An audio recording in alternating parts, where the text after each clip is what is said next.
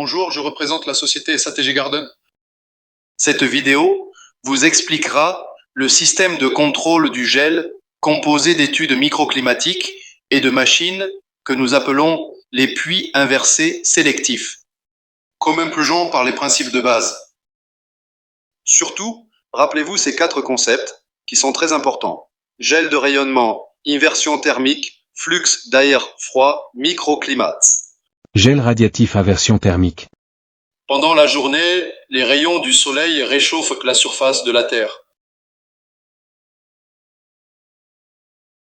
La nuit, la surface de la Terre perd de la chaleur par rayonnement vers l'espace, se refroidissant rapidement.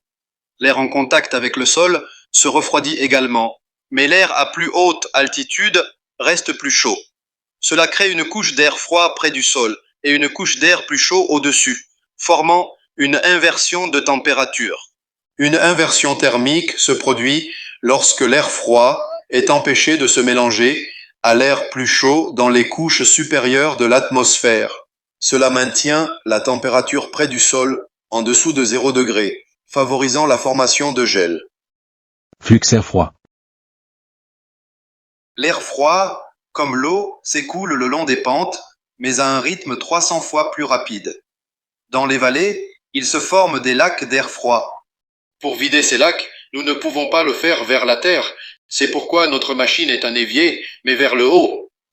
C'est pourquoi nous disons que notre machine est un évier inversé. Nous verrons la partie sélective plus tard. Continuons avec les flux d'air froid. Vent de pente. L'air froid, étant plus dense, pèse plus lourd et descend la pente par gravité. Cela s'appelle vent de pente.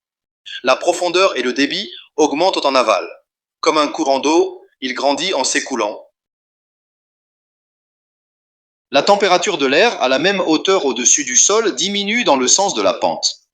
Les lits des rivières et les vallées sont plus froids que les parties plus hautes, ce qui explique pourquoi il y a un risque de gel plus élevé dans les parties basses. En résumé, à mesure que les flux d'air froid se déplacent vers le bas de la pente, dans les conditions atmosphériques d'une nuit sans brise ni nuages et la topographie du terrain, est-ce que différents microclimats se forment? Microclimat. Voyons maintenant une carte microclimatique et ses caractéristiques. Chaque zone colorée représente un demi-degré de différence. Ce dont nous avons besoin, c'est de vider l'air froid dans le microclimat où la température peut être mortelle.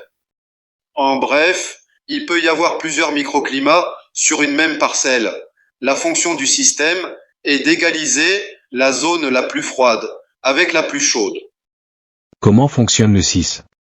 Lorsque la stratification se produit, le SIS sélectionne l'air le plus proche du sol, donc le plus froid. L'air froid est projeté jusqu'à une altitude de 100 mètres où il se mélange à l'air plus chaud, tout en vidant l'air froid de la zone dont nous avons besoin. Système moteur variété de possibilités. Il peut être diesel électrique et peut toujours être alimenté par un tracteur. École plus efficace de tous les systèmes. Avec un petit moteur diesel de seulement 14 chez soit 10 fois moins qu'une éolienne. Ou attaché au tracteur est très efficace, économique et silencieux. Compatibilité avec d'autres systèmes.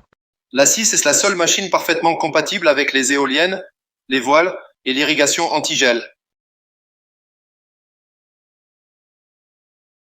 Exemple d'installation réelle.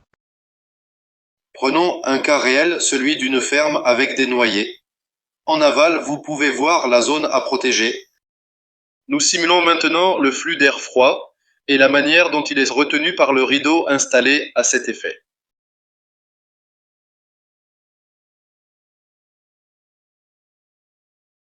Un lac d'air froid est généré et le 6 le draine jusqu'à 80 à 100 mètres au-dessus du niveau de la mer, où il se mélange à l'air plus chaud.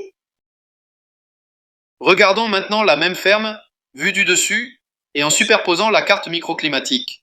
L'emplacement et la quantité des appareils sont donc le résultat d'une étude microclimatique. Voyons maintenant un autre exemple où l'analyse a abouti à l'installation de 3 équipements et de leurs rideaux de rétention, dont la taille et l'emplacement sont également cruciaux. Maintenant, survolons l'installation. L'air froid descend à travers le bassin en telle quantité que dans ce cas, il était nécessaire de le retenir et de l'extraire en cascade. Chaque 6 se draine en amont, car le débit serait trop important pour éliminer tout ce qui se trouve dans la zone inférieure.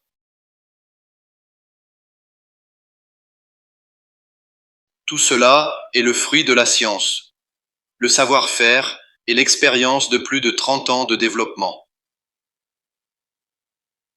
L'étude climatique de la société leader mondiale en matière de risque et de protection contre le gel S, outre la différence avec d'autres solutions, cela est essentiel pour le bon fonctionnement de ce système. La société de ClimateBox réalise les études nécessaires pour déterminer l'emplacement et la quantité de SIS dans chaque cas.